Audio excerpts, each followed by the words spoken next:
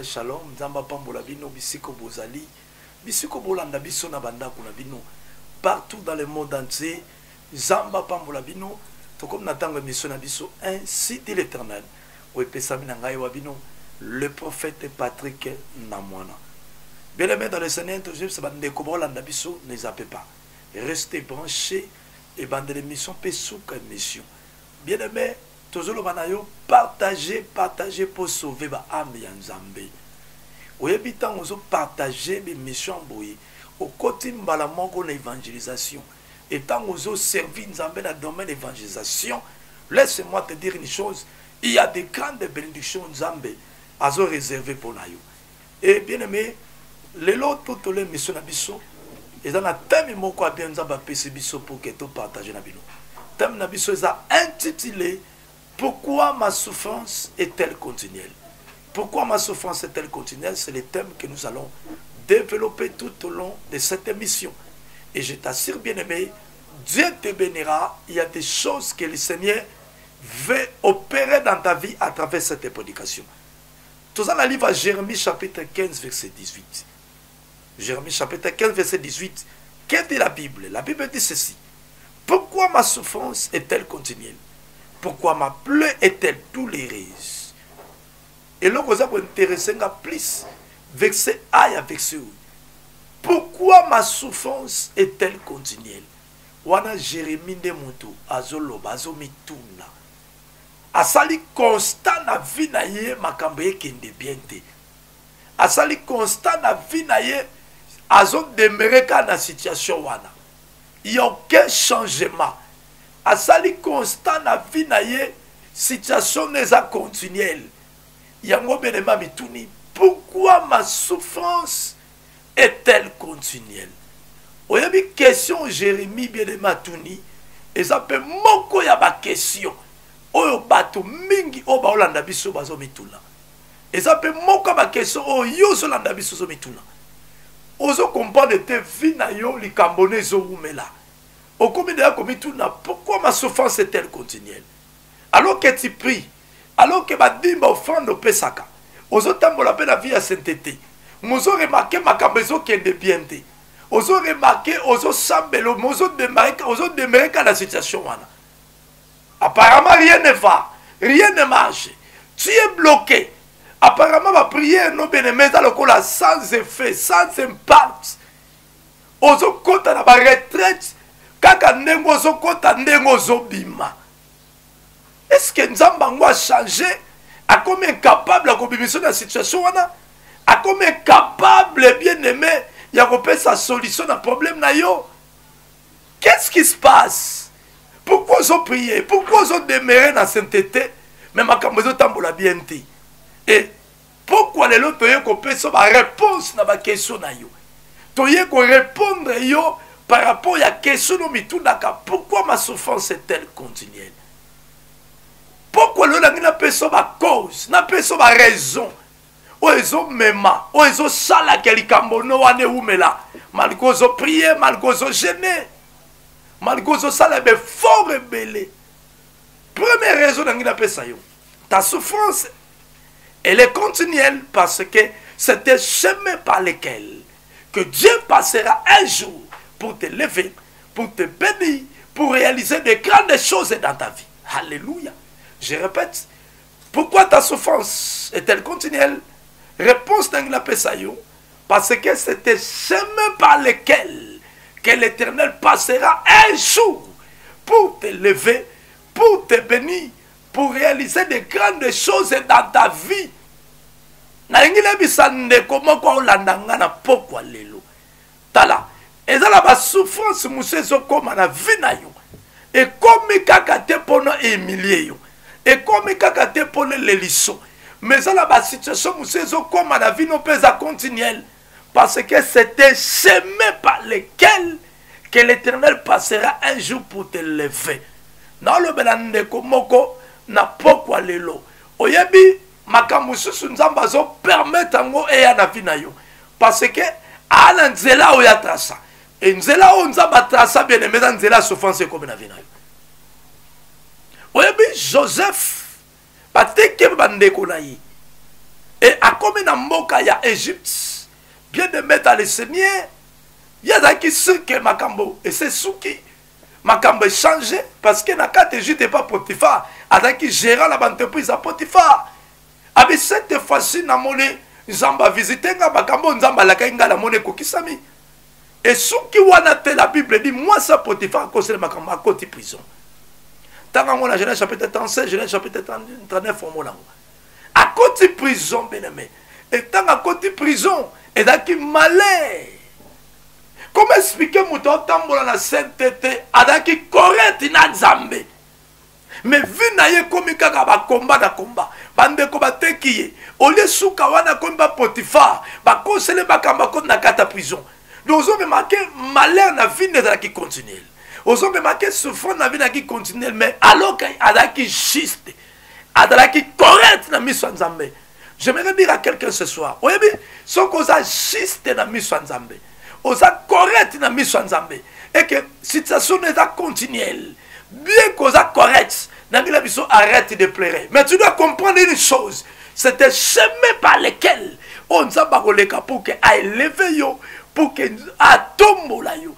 Oyebi Nzamba permettra parfois malheur na vie na biso pour a utiliser et même la gloire. Et même la bénédiction. Et Joseph a comme la cata prison. Et tant comme la cata prison, c'est les relations bien-aimées. N'a pas tout le monde qui va pas nettoyer des chansons. Il y a Pharaon. Et ceux qui ont la tête bien-aimée, un jour mon conseil est locaé. Et a interprété notre bien-aimé comme le premier ministre. N'a pas tout ceux qui Joseph a compté en prison dit. Est-ce qu'elle a comme un premier ministre? Ceux qui Joseph a compté en prison dit. Est-ce qu'elle a compté dans les chansons? Il y a Pharaon. Ceux qui Joseph a compté en prison, est-ce que les gars compté en Pharaon Sakola peut battre le premier ministre de l'Égypte?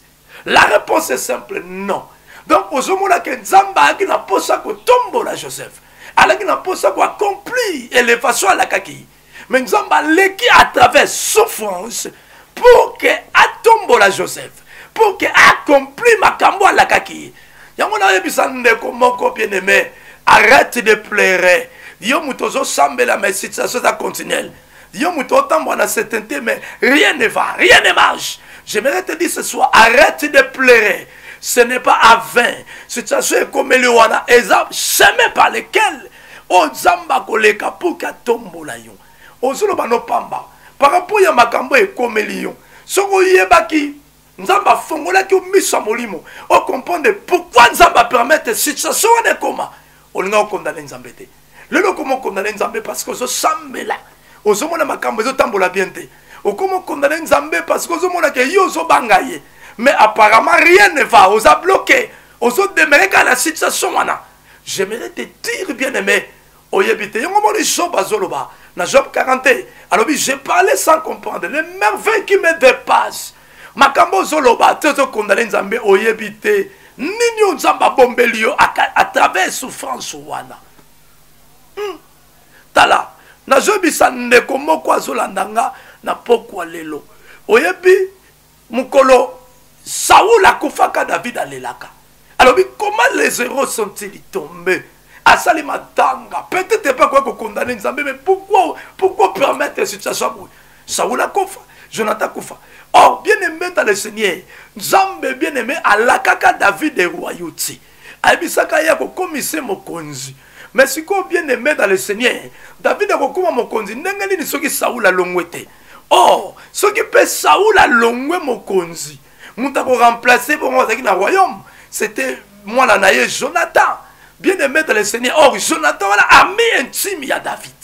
Nzambe na bon Nzambe na ya atali na calcul Nzambe. Atali que ce qui a quoi ici Saoul et katiki Jonathan. David a kokoma roi tse. À cause de la élevé, promets soit la kaki yego kokisamate. Alors ce que kokisamite nzamba ko mutalokuta. Oh hébreu zolobaka eza impossible na nzamba lo balikamba salangote. Nzamba ko sakata za fidèle. Nini nzamba sali a permettre Saoul na Jonathan bakufa pour David abandonner na bokonzi. Parce que ce qui Saoul a kufaki, mutalinga ko remplacer c'était bien aimé Jonathan. Oh, ce que Jonathan a remplacé Saoul, automatiquement, promesse Nzamba piaki David, et koki samete. Nzambe na bon Nzambe natali pour que David avana kita bokonzi. Il faut Saoul na Jonathan bakufa. Oyebi Nzambe a élevé maloba na ye, koleka même biloko a créé. À tel point qu'aza prêt à ko sacrifier, même biloko ya créé pour que accompli. Makambo aloba ki na bana na ye. Même quand Saoul a confié na Jonathan, David a sali matanga. Donc David a compris qu'il faut bateau baleka pour la fana kitsa bokonzi. Oye bien na batu musu yo le la kabele mo contre matanga ti lelo. Ola la kasu na mbeto koma ola na se. Nzambe ta musu permettre bango baleka pour que accompli makambo la kayo pour que memayo na élévation nenge plana yezali. Arrête de pleurer. Il y a un moment où dans toutes les circonstances, rendez gloire à Dieu. Il y a bando tombola Nzambe pourtant musu mbalo wana kiri. Banda ko élever Nzambe par rapport à cette situation comme il y a. Parce que tu ne sais pas ce que l'Éternel est en train de préparer à travers cette situation. Tu ne sais pas ce que le Seigneur veut opérer, veut réaliser à travers ta souffrance. Oui, bien la description Nzambe permettre en gros bien aimer le Seigneur pour la mémoire de musu mbala ministre. Yozole la mbalo accueilli atiki na situation ta musu Nzamba permettre à qu'elle ne lokola Saoul pour que David ya oyebi teni Nzamba bombeli yo yango moni tango Joseph a côté na kata prison peut-être mon pour na yazo condamner Nzambe ta musu ko ba ke Nzamba tikinga mais nzo kande souffrance comment qui na vie na ye malheur comment qui na vie na ye soko tala na dimension spirituelle bien aimé vous allez comprendre une chose ezaki na ngo malheur tu sais mais là qui de bonheur relatif qui a malheur j'aimerais dire à quelqu'un ce soir oui malheur comme na vie na yo na miso bo moto yo zo mona ngo malheur mais la dimension spirituelle laisse-moi te dire une chose eza bonheur oui relatif qui a malheur alors arrête de pleurer par rapport à likambo et comme Elio ne sikole la banda ko adorer Nzambe banda ko louer Nzambe no moni proverbe 16:4 zoloba l'Éternel a tout fait pour un but l'Éternel a tout fait pour un but Nzamba sala makambo nyonso na tina ayebi pourquoi permettre au père de Moussalawana ayebi pourquoi permettre au père de Mouanawana ayebi pourquoi permettre mobile wana kendis bien que ça fait mal mais laisse-moi te dire une chose il y a des choses que le Seigneur veut opérer il y a des choses que le Seigneur veut réaliser à travers cette situation. Yango moni makambo so comme na vie et le bosso tala est-ce que relation na Nzambe za kokufa te za kokufa te si réellement tu es conscient et que relation na Nzambe za correct c'est bébé nanouté arrête de pleurer parce que bien aimé il y a des choses que l'Éternel veut opérer makambo est comme na vie non bien que ça souffrance na mission moto mais la dimension spirituelle est ça bonheur et là tu figures ya malheur ya mona ko ebisa moi na Nzambe moko banda ko louer Nzambe par rapport à situation comme elle parce que yebite ni no Nzamba bombeli yo tamuso zole la moto zole la wana pourquoi que tamuso ndoka vino nde wana tamuso Jonas avino ye wana Nzamba permettre ya que ne pas makambo salama tala webiso ki Jonas baboka kaiti aboka makana maiti bato bataka na masuwa na ye balinga bakoma na destination te tala webi laisse-moi te dire une chose et dans la place musu pour comme mais osenga batu musu bakende et dans la place musu pour comme et osenga la Nzamba sacrifier certaines personnes bien que ça la passe mais tu ne sais pas non mon job alobi j'ai parlé sans comprendre qui t'a dit que likambo est comme les pour les milliers Nzamba za la juste Nzamba za correct ayebi pourquoi permettre au passer la situation ayebi pourquoi permettre likambo wana et demeurer parce qu'il y a un plat autres ben un plan B à préparer pour qu'elle élever. Pourquoi ma souffrance est-elle continuelle? Deuxième raison, ta souffrance elle est continuelle parce que tu cherches des hommes au lieu de chercher Dieu. Alléluia. Ta souffrance elle est continuelle parce que tu cherches des hommes au lieu de chercher Dieu. Et le réseau bomo yango wana. Likambo ne zo mela po yo zo luka batu ne siko luka Nzambe. Oui, mais la histoire, il y a femme à perte de sang. La Bible dit, maman a betaka 12 ans dans maladie à perte de sang. 12 ans de souffrance. Balobi a teka ki nyoso ala kinam. Bien aimé, aluka ba médecin. Aluka batu pour que ba pese solution na maladie ne simbati. 12 ans de souffrance. Vous comprenez que situation qui continue. Mais un jour, il y a Jésus, l'homme de Galilée. Alléluia. La Bible dit, moi, je suis vers Jésus. La Bible dit, elle disait dans son cœur, si je puis seulement toucher ce vêtement, je serai guéri. Babitanga simbe lamba na Yesu dit au même instant, la peur descend s'arrêta. Babina mbala moko makile katani. Abeta 12 ans qu'on luka ba médecin qu'on luka ba tulika moné silate. Mais mukolo za qui décision luka l'homme de Galilée.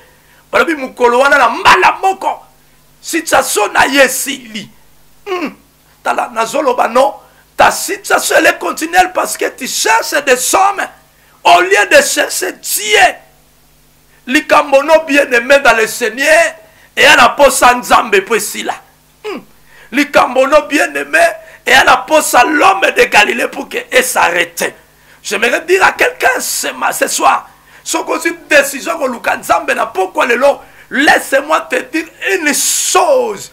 Situation où on est où mêlé, bêti 2 ans, bêti 3 ans, peut-être bêti 10 ans. Laisse-moi te dire le ici là. Tala. Oyebi, Nzambe soko luke na bo solo, il est capable de résoudre des problèmes même dans une seconde. Maman ya luka ba médecin, luka ba tandenge na ndenge pour likamune sete même ko luka Nzambe likamune sila. Ya tika ko luka ba tu pour la situation va chercher l'Éternel. Tika ko tambola banda ko ba tu pour la luka solution. Va chercher l'homme de Galilée. Beta ma polongo la seize. Cherchez la femme de l'Éternel. Et Elohim se lèvera, bien-aimé, pour mettre fin à ta situation. Oyebi bata ozo pour la luka ba mi, ba camarade, ba connaissance. Mon koloko piango kaka temps, au piango Nzambe. Laisse-moi te dire une chose, les Cambouanais aussi là rapidement. Oyebi bata ozo luka na tango pesa mkongo batonga ko yeba kate. Moutataka moutout. Ok, bien-aimé par rapport à likambono. Après son solution, après son réponse. Mais tant qu'on peut s'amgonga comme tonga, bina yepe mutasambelaka.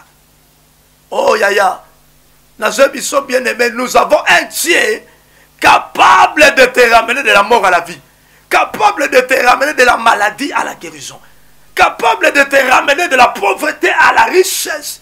Mais il y a un grand problème, yono zoluka eti. Oui, mais nous avons dans le principe moko bien-aimé, ami monisaka et pas bateau bazolukai. So luki Nzambe te utikali kandengo wana.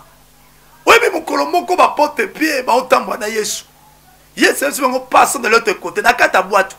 Balobi tout d'un coup tempête banda ko beta.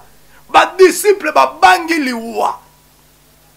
Mais l'homme de Galate la ki na bango wana, atika le posa elo montala ne grand pongi. Yesu alala ko. Ba disciple kuna bazo banga ba moni liwa. Et là, que c'est pas le père à courage. Maître, ne voit-il pas que nous périssons? Tala, et comme à certain moment de la vie, nous avons un mot selon sa souveraineté. Bo bengi était, bo invoqué était, bo luki était. Mais il m'a se lever pour intervenir. Mais comme à certain moment pour que nous avons intervenir, et ça c'est un bo lukaye. Yaya, oui, ceux qui pierrent, ne voit-il pas que nous périssons? Jésus, il était là. Tempête se zobeta. Azomona malala ne grand pongi. Maoze la ba pierre ba loba. Aoze la ba pierre ba belelaye. Tala so ba bela kete balinga ba dinda na kata mai. Bongo ye lokola l'homme de Galata molanga na mai. Alinga kata mola bele mele zena ke de l'autre côté bango isola bango isili. Tala nalo ba no prend les kambono so luki Nzambe te bele mele mo salamati. So kosi décision to luki na ba rete na ba chaîne. Bele mele loko moko salamati. Nzamba aoze la yo lukaye pour que yami moni sana vina yo. Les Cambodais sont mais là, au bien Nzambe tante, mais au bien de batutan. Tala baton so sopono ke luka ba yaya, ba camarade, ozo benga batu na poto, yaya tindela ba code, yaya. Batu wana tout ozo luka ba batu. Laisse-moi te dire une chose. Mon colorosa décision luka Nzambe, le miracle va s'opérer. J'aimerais dire à quelqu'un ce soir, le temps des miracles n'est pas encore passé. Webi Nzamba na makoke o salela yo. Nzamba makoke ko tombola yo. Mais le Nzamba ozela yo no lukai. Obi soko so luka Nzamba te il est là. Si on maintenant réfléchit, Yesu na kata boîte na ba disciple, masu elingo dinda. Mais pourquoi te nemi mbala moko ta mettre fin à la tempête? Moi c'est la bomba belé kaka. Maître, ne vois-t-il pas que nous périssons? Est-ce que ce soir, tu ne peux pas parler à ton Créateur? Seigneur, ne vois-t-il pas que nous périssons? Seigneur, osons-moi que âge poussani. Seigneur, osons-moi ma camboye tambola bête na vinanga.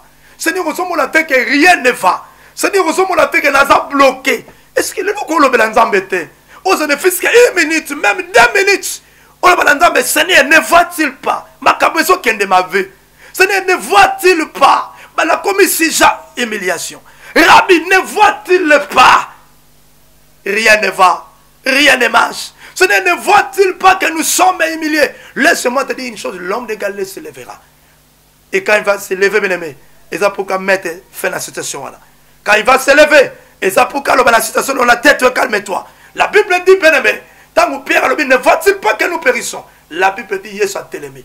Et tant que télémi, à la tempête, tais-toi et calme-toi. Alléluia. Tais-toi et calme-toi. La Bible dit tout d'un coup, le vent s'arrêta. Oh, Nazobisa Yesu n'a pas quoi l'élo à téléma.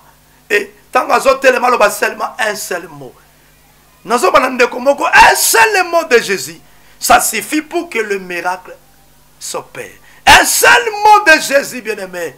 Il y a un suffit pour que la situation ne soit pas bonne. Changer. Oh, la tina maloba no kote. Alléluia. Arrête, il y a un côté na sama koloba bois que le sol va loba.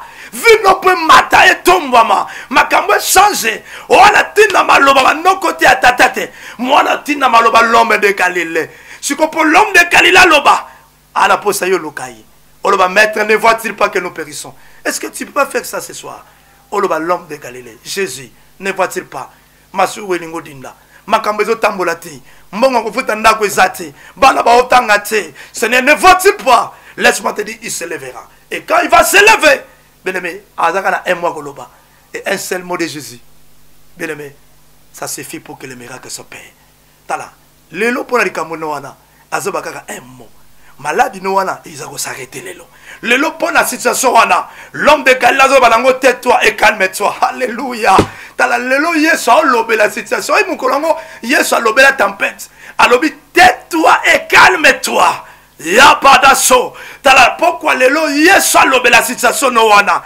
Tais-toi et calme-toi. Lelo l'homme de Galilée zoba la maladie no wana. Tais-toi et calme-toi. Lelo l'homme de Galilée zoba la pauvreté no wana. Tais-toi et calme-toi. L'homme de Galilée, Azolobane seke no ane telemie oumeli. Tais-toi et calme-toi. L'homme de Galilée, Azolobane chômage no wana. Tais-toi et calme-toi. Un seul mot, seulement. Ça suffit pour que le miracle s'opère. Yaya. Soy mon colon baluga qui était le molingo salma mon colon. Mais là on a ce temps maman Azoluka Yesu, maman perd des sang. La Bible dit, elle se disait en elle-même, si je puis seulement toucher le vêtement de Jésus, je serai guéri. Donc elle se disait en elle-même, c'est ça la foi. On dit qu'on a prié aux salawana, au lingo sala, baki sa foi. Yaya, ozo okoko sambela nengo lingi, mais si ceux qui prièrent nous accompagnent na foi te loko moko salamati. Likola prière wana baki sa foi. La Bible dit tout est possible à celui qui croit. Yaya, balobi te que tout est possible à celui qui prie beaucoup, mais balobi tout est possible à celui qui croit. Si comme on dit Nicolas prière, on a baki sa kaka foi et le miracle va s'opérer. Balobi cette femme, ayo luka Yesu se disait en elle-même. Baluka kanzambe la baduti te lo rezo bomo ya ngwana. Ozo ko luka nzambe ozo mituna est-ce que ko simba? Est-ce que makambe ko tambola bien? Est-ce que vous demandez dans sambe la paix boye mongwe goya? Est-ce que ne va dans luka nzambe boye mobala goya? Est-ce que vous demandez dans sambe la nzambe boye malade wane aussi là? Yango boli pelo moto salamate. Baluka kanzambe na foi, elle se disait en elle-même. C'est ça la foi. J'aimerais dire à quelqu'un ce soir, ta foi peut te sauver. Ta foi bien aimé, et que pousser nzamba intervenir na vie na yo. Yango moni tango mona moi so biki yeso baluki atoni qui m'a touché. Nana simbinga. Moi moi c'est dans se présenter. Yoga yeso bisi ma fille, ta foi t'a sauvé. Donc kolongo et le big c'est que le monsieur c'était la foi.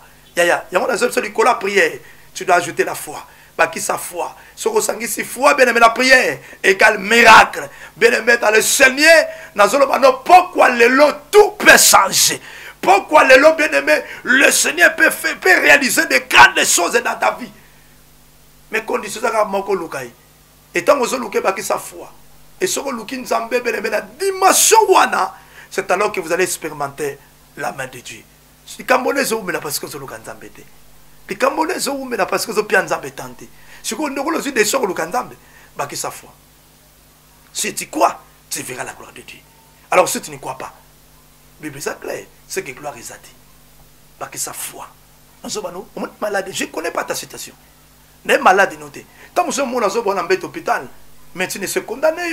Il est capable de être malade. Tais-toi, calme-toi. Et c'est fini. Alléluia. L'homme de Galilée est un mystique.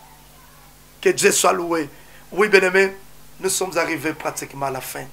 Il y a mission Nabiso, la poste Nabiso. Benga Biso 09 98 54 38 25. Je répète, 09 98 54 38 25. Benga Biso, bien aimé. Donc, on a prié. On a consulté Nzambe. Benga Biso, on est là. N'hésitez pas. Nzambe va lukakai. Et ce que luki Nzambe, les Cambonais aussi là. Tu dois arrêter. Il y a luka batu. Il y a benga batu. Joie des sons. Seul va chercher l'éternel. Et le miracle va s'opérer. Les Cambonais ne vous mêlent. Et qu'on s'arrête. Bien aimé dans le Seigneur. N'a pas de situation na hauteur. Mais conseil n'a pas de yangwana. Benga Biso, bien aimé. Vous avez première partie. Il y a un enseignement qui dit pourquoi ma souffrance est-elle continuelle. Et c'est quand le deuxième enseignement, et tu as la dimension Nicolo, tu peux sur la raison, tu peux sur la cause. Pourquoi les Camerounais ont mis là? C'est quand Zambé a pas mon avis sur le Merci.